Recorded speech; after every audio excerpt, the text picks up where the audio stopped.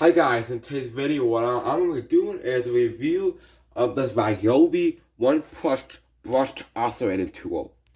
Now the model number is for this tool is P34V and 18 volt. This has 10,000 to 20,000 RPMs on it, or oscillations per minute, and this has 6 speeds on it.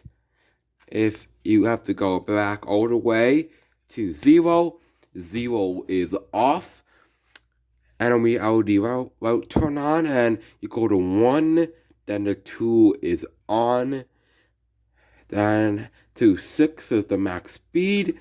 If you want to lock down this tool when it's on, it locks it down like this. You just press it. And one thing I don't like about this tool is you need an Allen key to change the oscillator blade. Now you're wondering, where does the Allen key go? And the Allen key goes in this spot over here. You just has a spot for your hand. You pull it out. Now when you're using it, now with the Allen key with this tool, if you're oscillating a lot and the tool shaking a lot, that Allen key has come out multiple times when I was using it. A good saying, we could find it, but if you are just rough and you don't care, you could lose that. Now on the back of here, you can put a crescent attachment for crescent bits, for crescent oscillating bits in here, but this tool doesn't come with that attachment from the factory. This tool has a pretty nice rubber molding on it.